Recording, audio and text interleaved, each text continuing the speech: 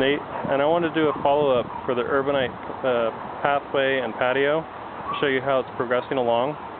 And although it's not really in its full form yet, in terms of how it should look when we're done, it's kind of just a progression, a work in progress, I guess. So here we go. So in the other videos you'll see where we didn't have this new mulch. So I put down some new wood chips and fir bark as a mix, and those should take a while to compost in from the biology eating them up. And things are holding up okay. There is some settling down here, but we had some really strong rains and everything's filtering through into the soil. If there's any puddling, it's only until the rain stops, and then it soaks it back in, or soaks in. And here's a raised bed of concrete. This is just the bottom side of this kind of stuff, and this is all from a driveway. And this dirt has solidified so well that you cannot move this unless you were to use a sledgehammer. It's movable, and if you wet it, you could move the pieces, but for the most part, in terms of being sustainable in a way that you're not adding mortar and materials, this is a decent way to do it. And maybe you wouldn't have a professional landscaper do it, maybe you would. If you were to do it yourself, this is a way to minimize materials, minimize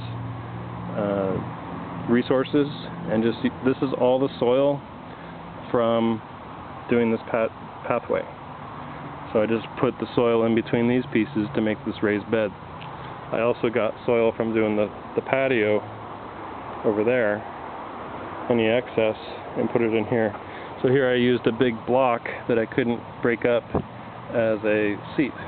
Right now the gnome is sitting there, but you know, if the kids came over and knocked this, it's not moving, and it's only connected on the bottom to the soil, and the soil is acting like a adobe or a mortar. And again, this is, you know, this may not be the methods for highly professional work, or maybe it would be, but you would just want to probably tell the client that you know, it's not for glamour, it's more for function. And to me it has a more rustic look, and I like it, but that's just me, so not everybody's that way. And here you can see this is just all mulch and dirt under here. There's no sand, there's no base rock underneath these rocks, underneath the pathway. It's just the soil that was there that had been sheet mulched. It was really easy to remove, and then put the rocks back in. And I'll show you the patio now. The patio had some issues with the dirt beginning to crack, so we started adding materials. We got some handfuls of samples from material yards and just added that in as just interesting aspects, along with some tile and rock pieces. And we're waiting for the creeping time to come in. Don't know how long that's going to take, but whatever it needs to take, it'll take. We got some oregano coming in here. It's really easy to grow. And we just moved strawberries from that area up against the fence because the pill bugs were just eating them like crazy. And I just put in this bender board along here and put dirt back in, so we had some planting. So we think this might improve the sun exposure for these strawberries, give it more accent along here. The line of the bender board gives it some visual appeal because it allows your eye to draw a line through the property, and it keeps the lawn back. So anytime you can give the lawn a hard line, it really looks better. With the installation of the patio, I was worried about settling. It's settling a little bit, probably mostly over in this area. It's a little bit sunken down. It annoys me a little bit because I notice it, but it's fine, it functions okay.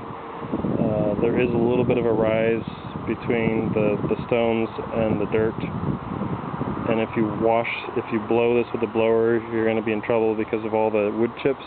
They get blown onto the path stones or the patio stones, and then it becomes a nuisance for walking on. It looks kind of dirty. The plan is in 6 months, the woolly thyme is going to fill in most of the spaces. We'll have other accent items like the GG, the gold fines, the rocks and pebbles, and it's going to look pretty good. And the main thing for me is I want to keep the soil from getting exposed to the sun, so I want to keep it covered, keep a mulch layer of some kind on there, because it'll have a tendency to crack as high as it is in clay. So that's it for the patio. I think it looks pretty good.